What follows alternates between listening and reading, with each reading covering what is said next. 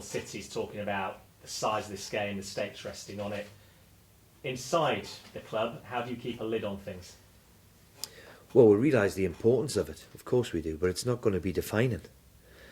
We'd love to have a result and post a result on the board, of course we would. And it would put us in a really healthy situation. But, who could have predicted the run of Leicester have been on? Or, last week, all the bottom teams responded. We did the week before, we won 2 in a week. Who can really, predict what it's going to be? We've just struggled to predict the election. So how can we look to predict this? It's been so up and down, it's been ridiculous. But make no mistake, look, we understand the importance of the game, and if we can post a result and get 3 points on the board, then you hope it's 3 points towards keeping us up here. But there's still 2-3 games to go after that, so still a lot to play for. And it wouldn't surprise me, and it looks like it's going to go down to the wire. I wouldn't be surprised if it did. And we've got to be ready for that. Also, we have to be ready for the fact that it could go right to the end. Can your nerves take it if it does? Well, you've got to try and enjoy it if you can. If that sounds ridiculous, if possible. And these moments always test you. I always believe that, in management anyway, you're judged when you're up against it. We've had a really difficult week with Arsenal, and we played them when they're in a run of form, which they're always difficult. But before that, the performances against Palace and against Liverpool in particular were excellent. And if we keep to them standards, then we'll give ourselves a hell of a chance. We'll give ourselves a hell of a chance anyway, which was good because we had an awful winter. So it's upon us. We're doing our utmost to make sure we stay here. We'll do everything we possibly can. As you say, the results that every club has enjoyed over the last few weeks at the bottom, almost beyond belief. Are we at the stage now when it's a case of who blinks first? Well, if somebody had said to me Leicester would win, and no disrespect to Leicester and what a great achievement they've done in 5 out of 6, and he's just got the curse of the Manager of the Month award, Nigel.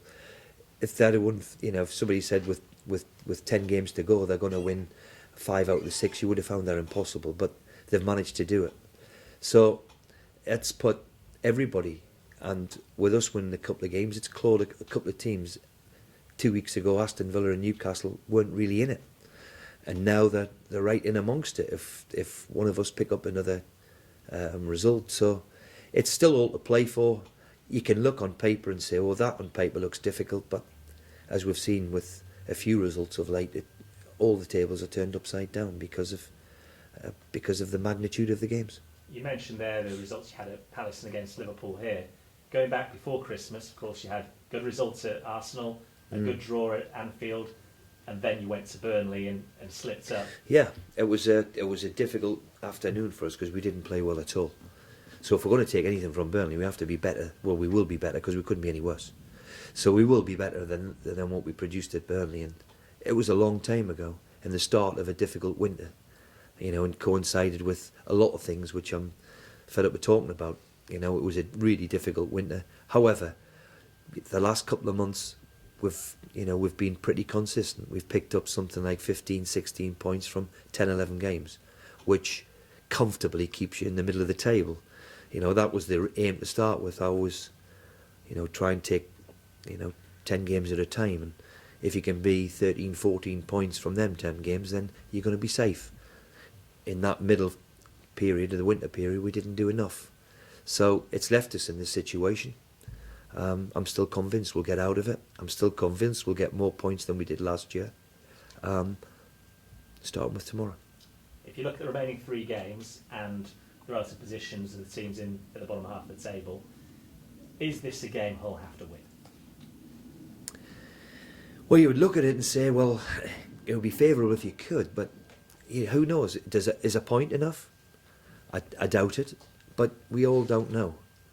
So we've got to accept that it's going to go, for me, it's going to go to the wire, regardless of the result of Saturday. And of course, it would be a tremendous result for us if we can get it. So let's hope we can. Okay, let me rephrase that then. When you look at the run-in for every team involved, is it your opinion that one more win would be enough for Hull City? I don't think so. I don't think so. I think we might need a couple of results, but that's me gut feeling at the moment, that we may need a couple of results. So, maybe 4 points. Would 4 points be enough? I think you would be very unlucky if you went down with 38. But I think we've got to try and hit that. So let's hope we can. We saw Nikica Jelavic come off the bench on Monday night. You've spoken about possibly using Mo Diame at some point in this run-in. Could both feature tomorrow?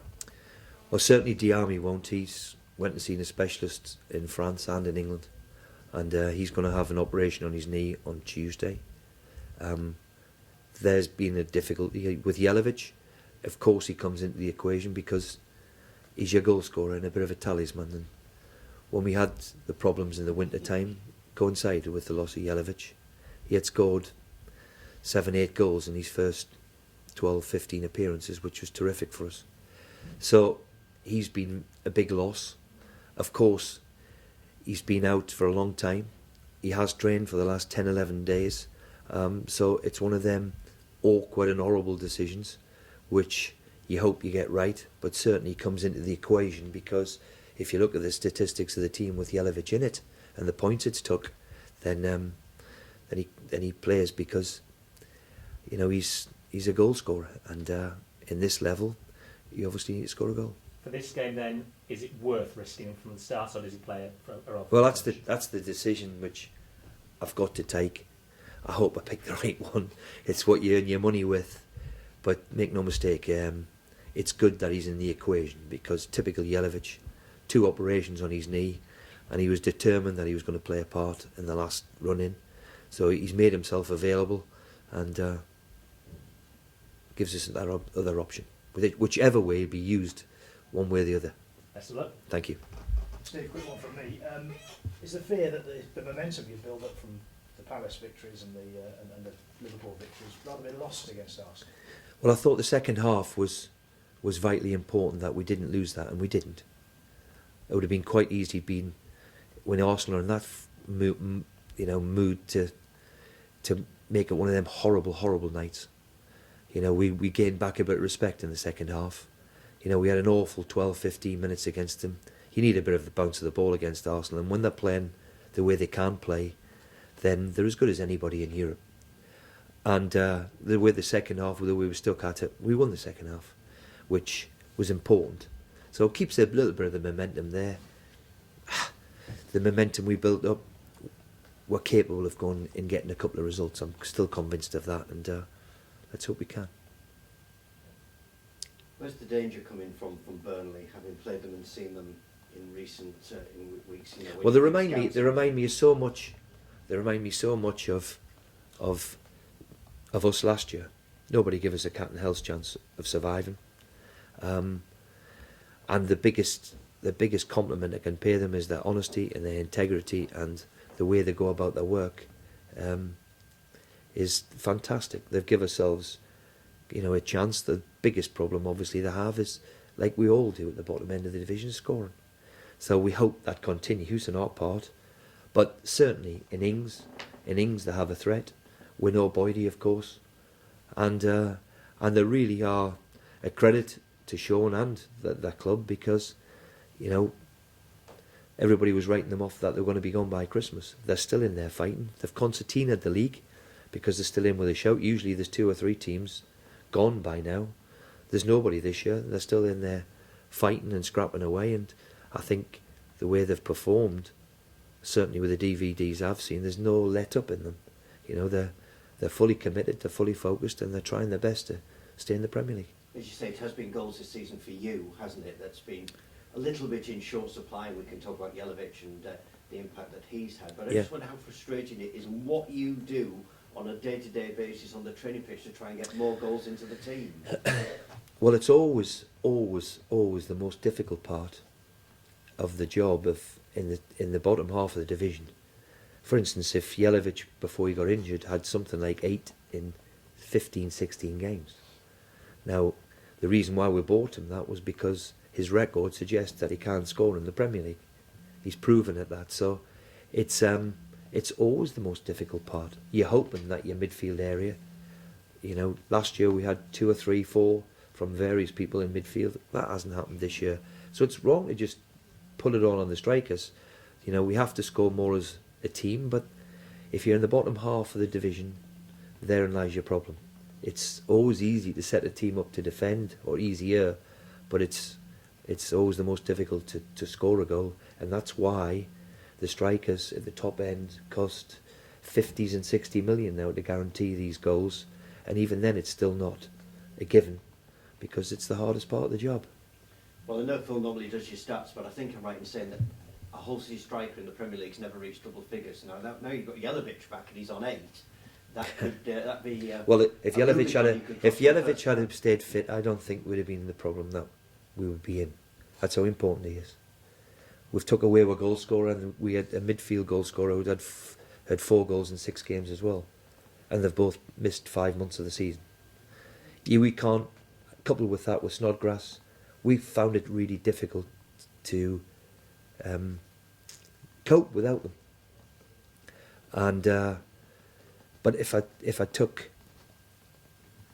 even took a Sturridge out of Liverpool, we've seen them not quite the same too. It's such a big important part. You know, if you take Charlie Austin for example out of QPR, they haven't scored a goal.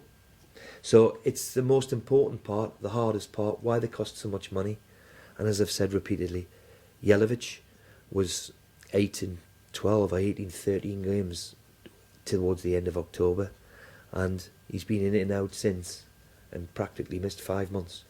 So it's a big call saying that, but I honestly genuinely believe that him and Diarmi and Snodgrass had stayed fit, then we wouldn't be in this situation. What's your thoughts on Jake Livermore going into this game? Because you took him off at half-time. We had a knock, Jake. He hasn't trained since. We'll see how he is this morning. Of course, he was on a yellow card as well, which was difficult, but he wasn't playing well, was he? He was having a hard time. Well, we all were, first half. I wouldn't just single out Jake in that. He played particularly well against Liverpool and Crystal Palace. But I do believe that the knock was one of the reasons why. It's a pretty nasty ankle he's got, so we'll see how he is. See how he is today, and he hasn't trained since, so we expect him to be okay this morning, but so we'll see how he is. Okay. Good luck tomorrow. Thank you. Cheers, Steve.